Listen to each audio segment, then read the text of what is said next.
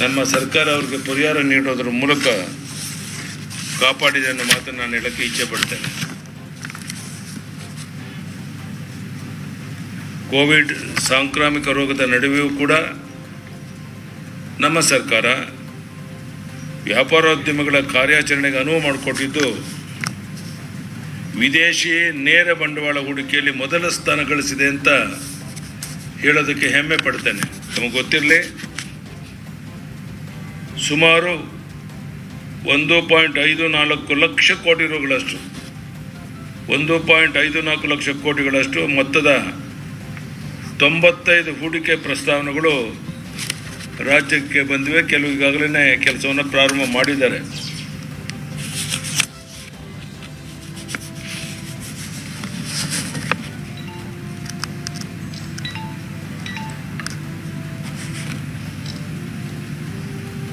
ಬಡವರಲ್ಲಿ ಬಡವರು,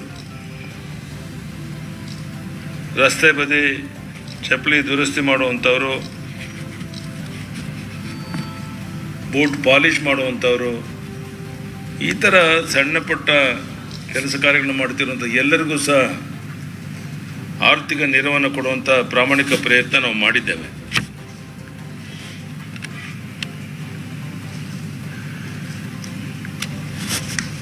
ಬೆಂಗಳೂರು ನಗರದ ಪ್ರಾಶಸ್ತ್ಯವನ್ನು ಕಾಪಾಡಿಕೊಂಡು ಇಲ್ಲಿ ವ್ಯಾಪಾರ, ವಾಣಿಜ್ಯ ಮತ್ತಿತರ ಚಟುವಟಿಕೆಗಳು ಸುಗಮವಾಗಿ ನಡೆಯುವಂತೆ ಕ್ರಮ ಕೈಗೊಳ್ಳೋದಕ್ಕೆ ಮಾನ್ಯ ಪ್ರಧಾನಮಂತ್ರಿ ಮೋದಿಜಿಯವರು ನೀಡಿದ ಸಲಹೆಗಳಂತೆ ನಾವು ಕಾರ್ಯೋನ್ಮುಖವಾಗಿ ಇತ್ತೀಚೆಗಷ್ಟೇ ಬೆಂಗಳೂರು ಮಿಷನ್ 2022 ಕಾರ್ಯಕ್ರಮ ಚಾಲನೆಗೊಳಿಸಿದ್ದೇವೆ. ನಾನು ನಿಮಗೆ ಭರವಸೆಯನ್ನು ಕೊಡ್ತೇನೆ, ಇನ್ನು 8-9 ತಿಂಗಳಲ್ಲಿ ಅಥವಾ 1 ವರ್ಷದ ಒಳಗಾಗಿ ಬೆಂಗಳೂರು ನಗರದ ಚಿತ್ರವನ್ನೇ ಬದಲಾವಣೆ ಮಾಡುವಂಥ ಅಭಿವೃದ್ಧಿ ಕಾರ್ಯಗಳು ಮುಂದಿನ ತಿಂಗಳಿಂದಲೇ ಪ್ರಾರಂಭ ಆಗುತ್ತೆ. ಅದಕ್ಕೆ ಅಗತ್ಯವಾದ ಹಣವನ್ನು ಸಹ ಬಿಡುಗಡೆ ಮಾಡಿ ಬೆಂಗಳೂರನ್ನು ದೇಶದಲ್ಲೇ ಒಂದು ಮಾದರಿ ನಗರವನ್ನಾಗಿ ಮಾಡೋದಕ್ಕೆ ಹೆಚ್ಚು ಒತ್ತನ್ನು ಕೊಡೋರಿದ್ದೇವೆ. ಪ್ರವಾಸೋದ್ಯಮಕ್ಕೆ ಅನೇಕ ಕಾರ್ಯಕ್ರಮ ರೂಪಿಸಿದ್ದೇವೆ, ಹಣ ಬಿಡುಗಡೆ ಮಾಡ್ತಾ ಇದ್ದೇವೆ. ಆ ಕೆಲಸ ಕಾರ್ಯಗಳು ಸದ್ಯದಲ್ಲೇ ಎಲ್ಲ ಕಡೆ ಪ್ರಾರಂಭ ಆಗೋದಿದೆ. ಜೋಗು ಜಲಪಾತದ ಅಭಿವೃದ್ಧಿ ಇರ್ಬೋದು, ಕೆಮ್ಮಣ್ಣಗುಂಡಿ ಅಭಿವೃದ್ಧಿ ಇರ್ಬೋದು, ಹೀಗೆ ಪ್ರಮುಖ ಪ್ರವಾಸಿ ತಾಣಗಳ ಅಭಿವೃದ್ಧಿಗೆ ಬೇಲೂರು, ಹಳೇಬೀಡು ಇತ್ಯಾದಿ ಎಲ್ಲ ಕಡೆ ವಿಶೇಷ ಗಮನವನ್ನು ಕೊಟ್ಟು ಅಭಿವೃದ್ಧಿ ಕಡೆ ಗಮನವನ್ನು ಕೊಡ್ತಾ ಇದ್ದೇವೆ. ಒಂದೇ ಒಂದು ನನ್ನ ಆಸೆ, ಕರ್ನಾಟಕ ರಾಜ್ಯವನ್ನು ಅಭಿವೃದ್ಧಿ ಭೂಪಟದಲ್ಲಿ 1ನೇ ಸ್ಥಾನಕ್ಕೆ ಕೊಂಡೊಯ್ಯುವ ಕನಸಿನೊಂದಿಗೆ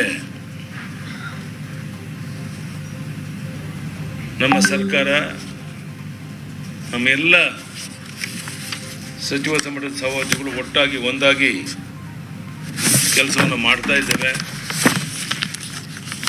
ನಮ್ಮನ್ನು ಒಂದು ರೀತಿ ಎಲ್ಲ ರೀತಿಯ ಅಗ್ನಿ ಪರೀಕ್ಷೆಗಳಿಗೆ ನಾವು ತುತ್ತಾದ ಬರಗಾಲ, ಅತಿವೃಷ್ಟಿ, ಕೋವಿಡ್, ಇದೆಲ್ಲದರ ಹಣಕಾಸಿನ ಹಿನ್ನಡೆ ಆಗಿದೆ.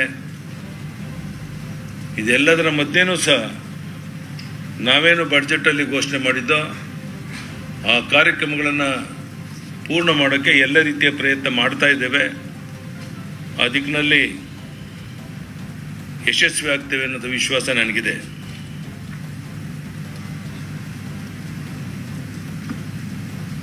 ಸಮಗ್ರ ಕರ್ನಾಟಕವನ್ನು ಸಮೃದ್ಧಿ ಕರ್ನಾಟಕವನ್ನಾಗಿ ರೂಪಿಸುವ ನಮ್ಮ ಗುರಿ ತಲುಪುವ ನಿಟ್ಟಿನಲ್ಲಿ ಸರ್ವ ಪ್ರಯತ್ನ ನಾವು ಮಾಡ್ತೇವೆ ಅಂತೇಳಿ ನಮ್ಮ ಮಾಧ್ಯಮದ ಸ್ನೇಹಿತರು ಸಹ ಇದಕ್ಕೆ ಸಂಪೂರ್ಣ ತಮ್ಮ ಸಹಕಾರವನ್ನು ನೀಡಬೇಕು ಅಂತ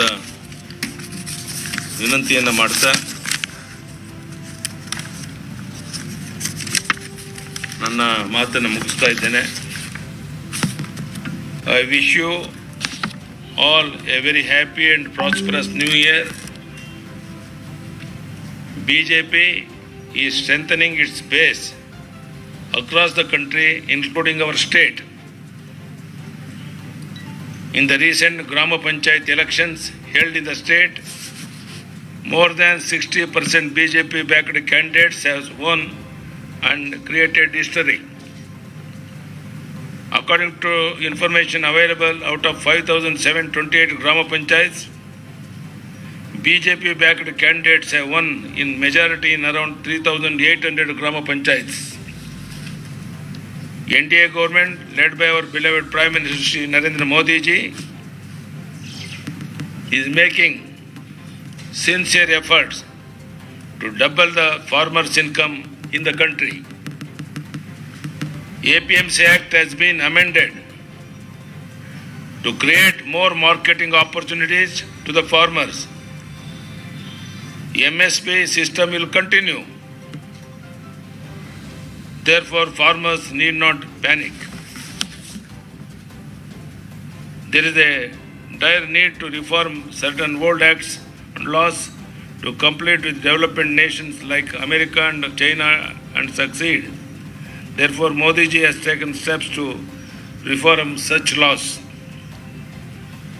Opposition leaders are criticizing unnecessarily and misleading the farmers and posing obstacles for development. We have successful examples of various schemes such as PM Kisan, Jal Jeevan Mission, pension scheme for farmers, laborers, small vendors and other people. From unorganized sector, Beti Bachao, Beti Padhao, Ujjwala, etc. Our government will make all efforts to successfully implement all these programs envisaged by Modi ji. The inspiring leadership of Honorable Prime Minister Narendra Modi ji has resulted in the success of BJP in various elections across the country. In Karnataka too, BJP has won 12 out of 15 seats in 2019 December Assembly by-elections. We have won in Rajasthan, Nagar and Sira by-election too. These results shows that we have made inroads to stronghold of opposition parties. We have ensured development works continue despite Corona pandemic.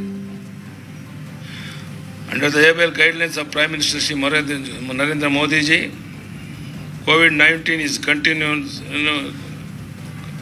COVID-19 is contained successfully across the country. Our state too has taken preventive measures and also supported distressed communities. Our government has stopped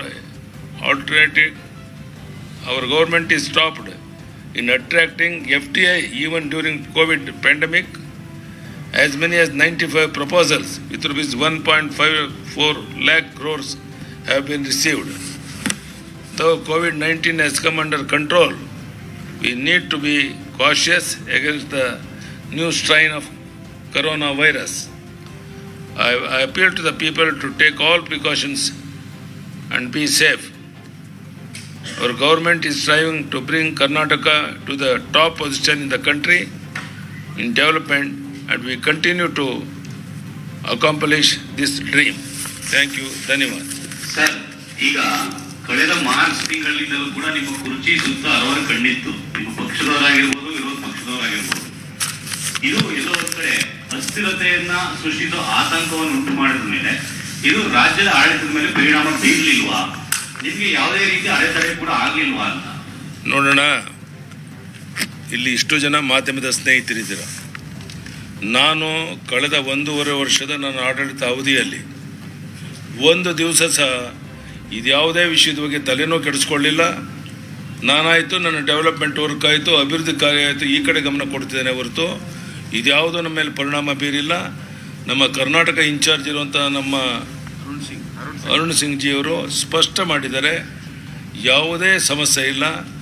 ಇನ್ನು 2.5 ವರ್ಷ ಕಾಲ ಯಡಿಯೂರಪ್ಪನವರೇ ಮುಖ್ಯಮಂತ್ರಿಯಾಗಿ ಮುಂದುವರಿಯುತ್ತಾರೆ ಅಂತ ಹೇಳಿದ ಮೇಲೆ ಈ ಪ್ರಶ್ನೆ ಉದ್ಭವ ಆಗೋದಿಲ್ಲ. ನಮ್ಮ ಸಚಿವರಲ್ಲೂ ಗೊಂದಲ ಇಲ್ಲ, ನಮ್ಮ ಶಾಸಕರಲ್ಲೂ ಗೊಂದಲ ಇಲ್ಲ. ಜನರಲ್ಲೂ ಗೊಂದಲ ಇಲ್ಲ. ಗೊಂದಲ ಇರೋದನ್ನು ಮಾಧ್ಯಮದ ಸ್ನೇಹಿತರಲ್ಲಿ ತಾವು ಸ್ವಲ್ಪ ಸಹಕರಿಸಿದ್ರೆ ಎಲ್ಲವೂ ಸರಿ ಹೋಗುತ್ತೆ ಅಂತ ನಾನು ಅನ್ಕೊಂಡಿದ್ದೇನೆ. ಶಾಸಕರೇ ಲೆಟರ್ ಬರೀತಾರೆ, ನಮ್ ಕೈ ಸಿಗ್ತಾ ಇಲ್ಲ ಅಂತ ಅಸಮಾಧಾನ ವ್ಯಕ್ತಪಡಿಸ್ತಾರೆ. ನೋಡೋಣ, ಹಾಗಾಗಿ ಬಹಿರಂಗವಾಗಿ ಹೇಳಿಕೆ ಕೊಡ್ತಾರೆ. ನೋಡೋಣ, ಒಂದು ನಿಮಿಷ. ಇಷ್ಟೋ ಜನ ಶಾಸಕರಲ್ಲಿ ಒಬ್ಬಿಬ್ಬರು ಒಂದು ಹೇಳಿಕೆಯನ್ನು ಕೊಟ್ಟಿರ್ಬೋದು. ಅದಕ್ಕೋಸ್ಕರ 4-5 ಡಿವಿಷನ್ ವೈಸ್ ನಮ್ಮ ಶಾಸಕರ ಜೊತೆಗೂ ಚರ್ಚೆಗಳನ್ನು ಮಾಡ್ತಾ ಇದ್ದೇನೆ. ಅವ್ರ ಸಮಸ್ಯೆಗಳನ್ನು ಕೇಳ್ತಾ ಇದ್ದೇನೆ. ಸಮಸ್ಯೆನ ಬಗೆಹರಿಸೋ ಪ್ರಯತ್ನ ಮಾಡ್ತೇನೆ. ಸರ್ಕಾರನ ಮುನ್ನಡೆಸ್ತೀನಿ ಅಂತೆಲ್ಲ ಈ ಕೋವಿಡ್ ಕಾರಣದಿಂದ ನಿಮ್ಗೆ ಆರ್ಥಿಕವಾಗಿ ಹಿನ್ನಡೆ ಆಗಿದೆ, ಆರ್ಥಿಕ ಪರಿಸ್ಥಿತಿ ಸರಿ ಇಲ್ಲ. ಹಾಗಾಗಿ ಬಜೆಟ್ ಕಾರ್ಯಕ್ರಮಗಳು ಪೂರ್ಣ ಆಗುತ್ತೆ ಸರ್ ಈ ವರ್ಷ. ನೋಡಿ ಇವರೇ, ನಿಮಗೆ ಗೊತ್ತಿದೆ ಕೋವಿಡಿಂದ ಏನು ಪರಿಣಾಮಗಳಾಗಿದೆ, ಹಣಕಾಸಿನ ಏನು ಪರಿಣಾಮ ಆಗಿದೆ. ದೊಡ್ಡ ಪ್ರಮಾಣದಲ್ಲಿ ಕೇಂದ್ರದಿಂದ ಸಾಲ ತಗೊಳ್ಳೋಕ್ಕೂ ಅವಕಾಶವನ್ನು ಮಾಡಿಕೊಟ್ಟಿದ್ದಾರೆ. ಇಷ್ಟಾದರೂ ಸಹ ಸುಮಾರು 25-30 ಸಾವಿರ ಕೋಟಿ ನಮ್ಗೆ ಹಿನ್ನಡೆ ಆಗೋದಿದೆ. ಮುಂದಿನ ಬಡ್ಜೆಟಲ್ಲೂ ಈ ಸಮಸ್ಯೆ ನಾವು ಎದುರಿಸಬೇಕಾಗತ್ತೆ. ಇದೆಲ್ಲದರ ಮಧ್ಯೆಯೂ ರಾಜ್ಯದ ಅಭಿವೃದ್ಧಿಗೇನು ಪ್ರಮುಖವಾದ ವಿಷಯಗಳಿಗೆ ಆದ್ಯತೆಯನ್ನು ಕೊಡಬೇಕು. ನಮ್ಮ ರೈತ, ಕೃಷಿ ಕಾರ್ಮಿಕ, ನಮ್ಮ SC ST OBC ಇವರ ಅಭಿವೃದ್ಧಿಗೆ ಏನು ಗಮನ ಕೊಡಬೇಕು, ಇದಕ್ಕೆ ಹೆಚ್ಚಿನ ಒತ್ತು ಕೊಡ್ತೇವೆ. ಆ ಬಗ್ಗೆ ಯಾವುದೇ ಹಿನ್ನಡೆ ಆಗದಂತೆ ಎಚ್ಚರವನ್ನು ವಹಿಸ್ತೇನೆ. ಮಾಸ್ಕ್ ಹಾಕೋಂಗಿಲ್ಲ ಅನ್ನೋ ಕಾರಣಕ್ಕೆ ಈ ಗಾರೆ ಕೆಲಸದವ್ರನ್ನು ಸಹಿತ ಕೂಡ ಹಾಕಿ ಬಲವಂತದಿಂದ ಹಣ ವಸೂಲಿ ಮಾಡುವಂತ ಕೆಲಸಕ್ಕೆ ಮಾರ್ಷಲ್ಗಳು ಮುಂದಾಗ್ತಾ ಇದ್ದಾರೆ ಸರ್. ಕೆಲವೊಂದು ಕಡೆ ತುಂಬಾ ಮಾಡ್ತಾ ಇರುವಂತದ್ದು ದೌರ್ಜನ್ಯಗಳ ಆ ಥರ ಏನೇ